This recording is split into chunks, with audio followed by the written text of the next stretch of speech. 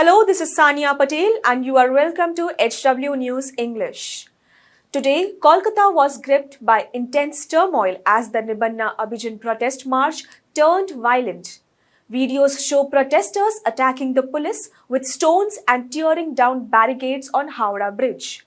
The protesters demanding Chief Minister Mamata Banerjee's immediate resignation turned the city's streets into a battleground. The police resorted to water cannons, tear gas, and relentless baton charges, but the defiant crowd refused to back down. Take a look. Police কিন্তু জল কামান চালাচ্ছে সব মিলিয়ে হাওড়া ব্রিজের চত্বর এখানে ইতিমধ্যেই রণক্ষেত্রের আকার ধারণ পরিস্থিতি পুলিশ জল কামান চালিয়ে কিন্তু ছত্রভঙ্গ করার চেষ্টা করছে জনতাকে সব মিলিয়ে এই মুহূর্তে উত্তপ্ত পরিস্থিতি তৈরি হয়েছে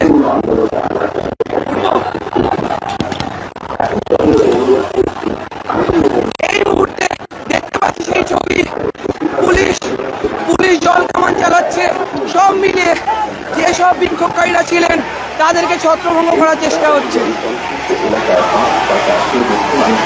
আপনাদের সরাসরি সেই ছবি দেখাচ্ছি এই মুহূর্তে সবচেয়ে বড় খবর হাওড়া ব্রিজ চত্বরে যে বিক্ষোভকারীরা Meanwhile, Mahua Moitra, a well-known TMC MP, posted a tweet on X claiming that the victim had suffered no fractures and it wasn't a gang rape case. She said, and I quote, "It wasn't a gang rape. There were no fractures, no hurried cremation, and autopsy was videographed. The killer was caught within 12 hours and CBI is in charge of the case. All of us bleed for our 31-year-old daughter who was raped by this animal. There is no us and no them. Everybody wants speedy trial and justice. Let's get this straight," she added. While concerns about misinformation are valid, the real issue in West Bengal demands urgent attention. The brutal rape and murder of a young postgraduate trainee doctor who was merely doing her duty. The unspeakable pain she must have endured before her death is unimaginable. Did she deserve such a horrifying end? This incident is not an isolated case. West Bengal has seen horrifying incidents where women have been subjected to heinous violence.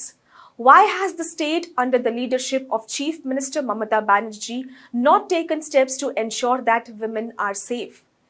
Criticism is mounting against Mamata Banerjee's administration. In fact, questions have been raised on whether politicians cutting across party lines are truly committed to safeguarding women or if they are more concerned with political narratives. The tragic fate of this young doctor serves as a painful reminder of the government's failure to protect women in society. As the Maharashtra government came under the scanner for the delay in lodging an FIR in the sexual assault case of 2 kindergarten girls in Badlapur, several opposition leaders were quick to criticize the ruling government, and rightly so. However, when it came to a state ruled by the opposition, or West Bengal specifically, some Trinamool Congress MPs have been prompt to point fingers at BJP and other political rivals, and in some cases, even block those asking questions. Seems like a classic case of deflecting attention from the chaos at home while trying to score political points elsewhere. Take the case of Dr. Sandeep Ghosh, the ex-principal of RG Medical College and Hospital. Within mere hours of his resignation, he was swiftly reappointed as the head of another reputed medical college and hospital in Kolkata. This rapid transfer raises serious questions. How could someone connected to such a grave tragedy be reassigned so quickly? Allegations have surfaced suggesting that Dr. Ghosh may be involved in a nexus of corruption, including scams related to the mismanagement of biomedical waste and bribery. This begs the question, what was the government doing during this time?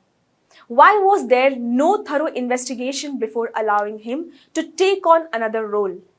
The ease with which Dr. Ghosh was transferred despite these serious allegations point to a deep-rooted problem within the system. It raises concerns about the government's priorities and its apparent willingness to overlook potential misconduct.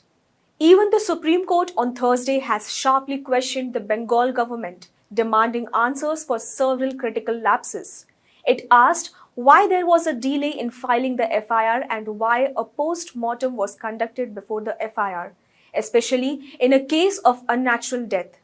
The court also raised concerns about the conduct of the hospital's assistant superintendent, who repeatedly told the victim's family it was a suicide. Additionally, the court questioned why the crime scene wasn't secured before the post-mortem and why there was a delay in recording the family's statement. These issues highlight serious flaws in the handling of the case. The outrage following the Arjikar Medical College incident has raised more questions than answers on the Mamata Banerjee government. Well, that's all for this news report today. Thank you for watching HW News English. Download our app Shorts to get the latest news and updates. Stay ahead with our cutting-edge news app. Instantly access the latest shorts in just 1 minute and breaking news in just 50 words. Download now for a smarter, faster news experience.